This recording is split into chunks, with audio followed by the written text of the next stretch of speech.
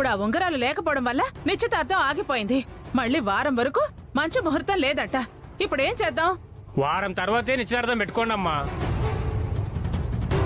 నేను బయలుదేరుతాను.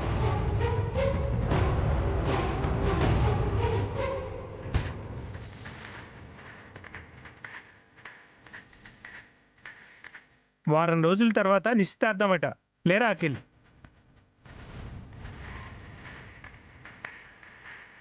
ఇంకా అలాగే కూర్చున్నావేంటే? ఎవరి కళ్ళు పడ్డాయో ఉంగరాలు పోయాయి. నీ నిశ్చితార్థం ఆగిపోయింది. పైకిలే. ఉంగరాలు ఎలా పోయాయో నేను కనుక్కుంటాను. దానికి కారణమైన వాళ్ళని మాత్రం వదిలిపెట్టను.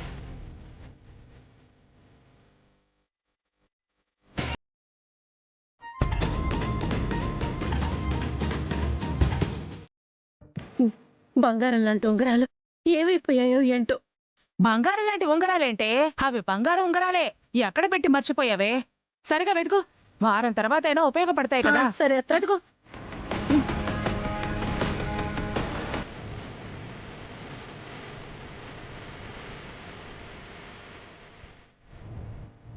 రింగ్స్ నేనే తీసానని చెప్తే అమ్మ ఏమంటుందో ఏంటో.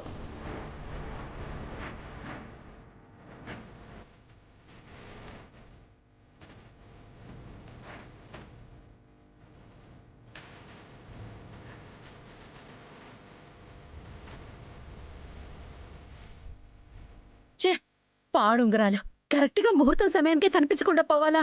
అవి పాడుంగరాలు కాదే, పవిత్రమైన ఉంగరాలు. ఫ్రస్ట్రేషన్ లో ఏదేదో మాట్లాడుతున్నావు. నువ్వేంటి శిలా విగ్రహంలో నుంచునా? ఆగిపోయిందే నీ నిశ్చితార్థమే. అరిచి గోల చేస్తావనుకుంటే ఉలుకు పలుకు లేకుండా ఉన్నా. తగ్గ.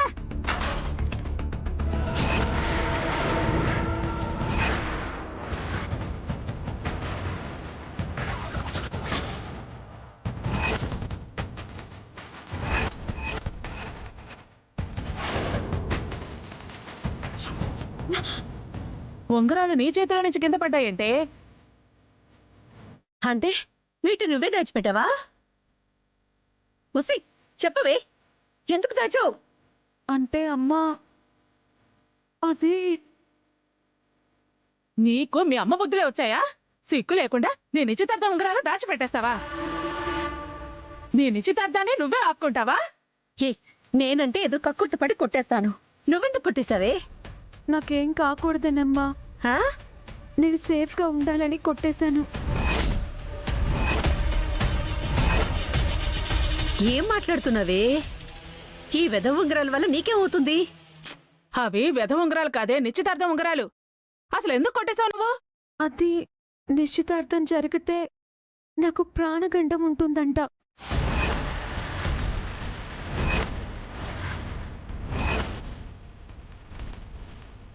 ఎవరు చెప్పారు? అభిమామయ్య వసు అత్తేను మాట్లాడుకుంటుంటే విన్నాను.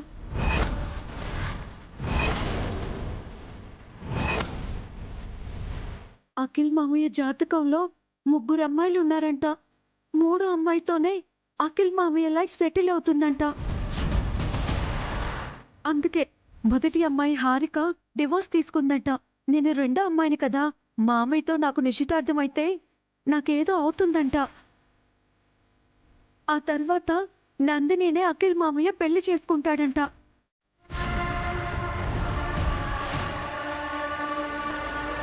బోసిని తింగరదానా? వాళ్ళ మాటలు నువ్వేలా నమ్మావు? అసలు వాళ్ళ మాటలు నువ్వెందుకున్నావు? అంటే మొన్న నాకు మామయ్యతో నిశ్చితార్థం అనుకున్నప్పుడు నేను కూడా కిడ్నాప్ అయ్యాను కదా. మళ్ళీ అలాగే జరిగి నేను చచ్చిపోతానేమో అని. అది హారిక కావాలని చేసిందే. అందులో అఖిల్ జాతకం ఎక్కడుంది?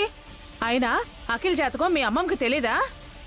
ఏం తెలుసుకోకుండా మీ ఇద్దరికి నిశ్చితార్థం ఏర్పాటు చేసిందా?